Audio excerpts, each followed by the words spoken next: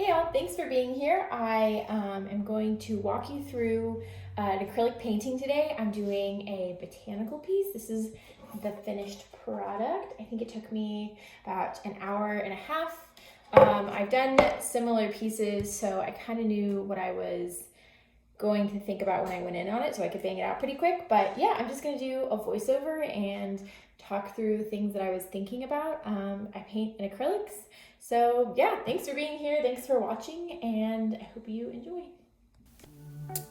Okay, what I'm doing here is I'm just taking a little bit of phthalo blue green shade and a little bit of titanium white, and I'm just using this color to draw. So it's literally as simple as it looks. I'm just looking at my reference photo and I'm eyeballing it in. The reason I chose this color is because it's bright, it contrasts against the background color. I chose, again, kind of an arbitrary decision. I just really like orange.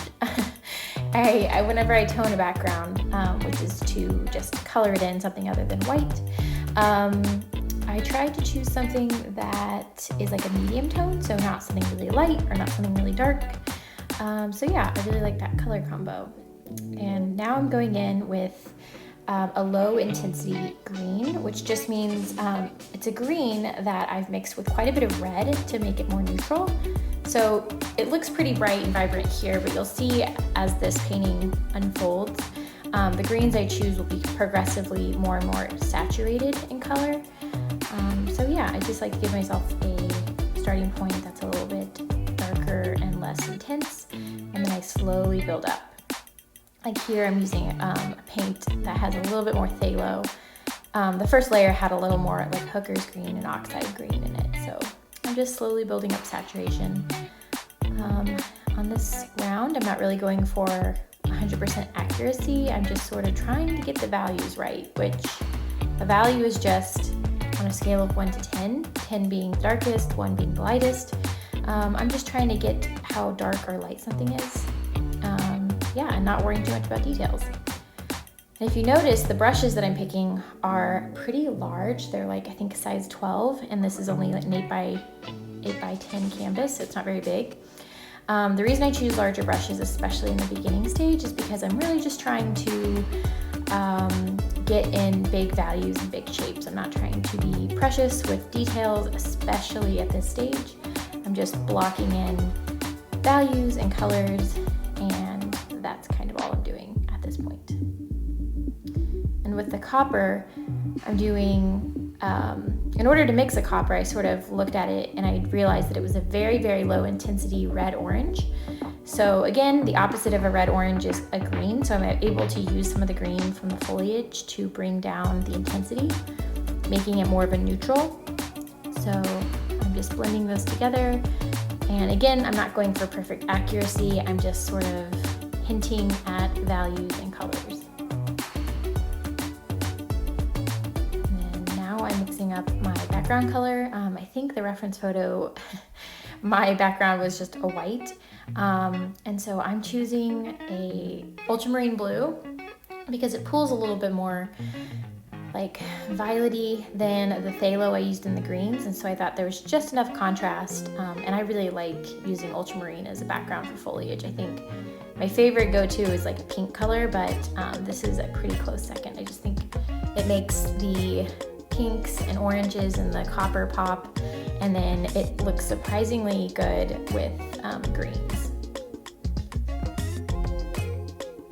I'm not trying to be perfect here. Notice the brush I'm using is pretty big for this detail work in here, but I'm doing that on purpose so that I don't over render at this point. I'm really trying to keep it pretty loose and brushy.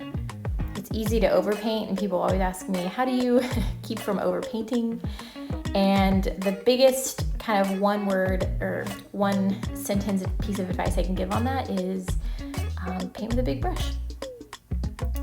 So there was just a break right there, and what I did was I went in and grabbed some water, ate a snack, and then I came back. And sometimes just having a few minutes, I think I literally went inside for like 15 minutes, of a break can help kind of reset your eyes a little bit. And so now I'm coming in, now that I have all the values established, and I'm using kind of my refreshed eyes to maybe find some more subtle variations in detail here. So where I maybe made one leaf of this plant 2 values and like 3 colors, now I'm going to find maybe 4 or 5 values and closer to 10 variations of color in each leaf.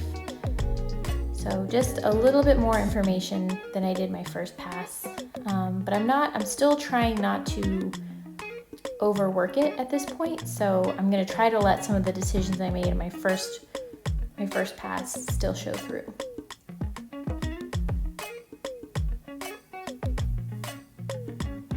And even though acrylics dry really quick, sometimes if you work quick enough on the leaf, you can get some nice blending. I never plan for blending when I'm doing acrylics, unlike oil, just because of how fast it dries. But sometimes when you're working with a composition like this, where you do get those little tiny planes of similar colors, like a leaf, for example, you can do a little bit of mixing, and that's always fun. But again, see, with that one piece I just put on there, I didn't blend it, and I think I left it in the finished composition, and it's one of my favorite parts of the whole painting. So try not to overthink blending with acrylics. In fact, I always tell new painters, like, don't even try to blend, just think of it like layering. But yeah, sometimes you get a chance to blend, and it can be really fun when you don't get to very often anyways. Another way I like to think of it is in each one of these leaves, it's like a mini painting within the painting. So you could choose to paint it 1 or 2 variations, of green, and it would still probably work. You would still probably understand that it's a leaf, but I really like to see if I can find some nice contrast and some nice brush strokes to throw in there, and really value each leaf as a chance to make its own little mini composition. If you're really new, you don't have to think about that, but because this doesn't require a ton of accuracy, and I've done a lot of plant paintings, that's kind of what I look for. So now I'm starting to put in kind of what you would consider detail work, so like the little light spots on the leaf where the stem meets, and some of the ribbing on the plants, or the leaves of the plants rather. I think this is called like a peperomia. I'm afraid I'm gonna like say the wrong plant name and get roasted, but pretty sure that's what it's called. So on each one of the peperomia leaves.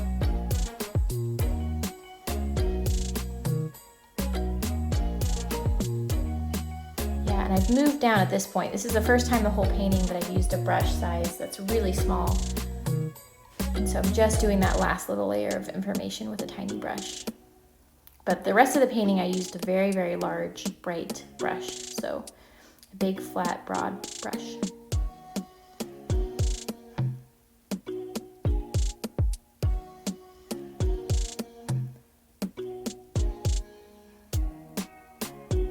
At this point, I'm moving pretty slow. I'm trying to decide if something's going to be overdoing it, or if I can just add a little bit more information. This is always, for me anyways, kind of the scariest part, because at this point there's a lot in here that I really love, and I don't want to, overwork it and undo some of the good choices I made earlier. So same thing I did with the leaves, I'm doing with the pot. I'm going in and reinforcing some of those higher contrast places on the pot. This is really important, especially with metallics, because part of what makes something look metallic versus, like a terracotta pot is using high contrast. So nice bright spots and nice dark spots next to each other. That's what's going to make it look more metallic than if you were just painting something that was matte like a terracotta pot.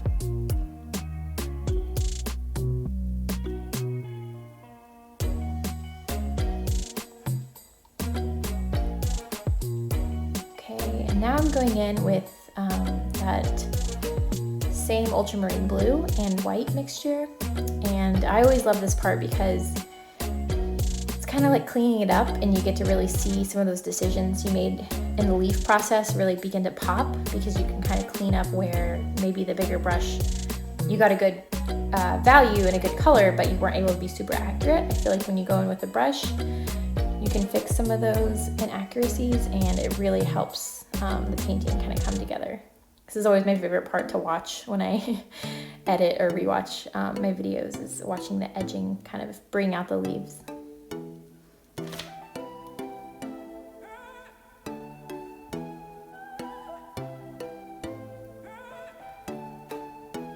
So again, I'm using a pretty small brush for this step, just because there is quite a bit of small little spacing between there.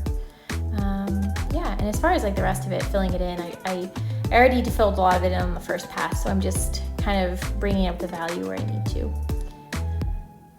And yeah, here is usually when I have the background fully done, I'll give myself one more chance to go in and add any last minute highlights if I need to. Sometimes I don't need to do this step, and sometimes it really helps.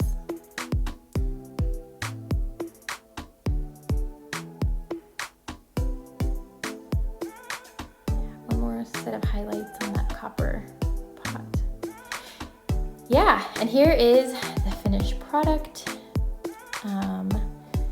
Kind of showing you the brushwork and how even with acrylics you can get a nice viscous texture on there. And I always like to show the palette afterwards to kind of show that I mixed some of the coppers with the leaf colors to get that nice neutral colors, so it all worked together.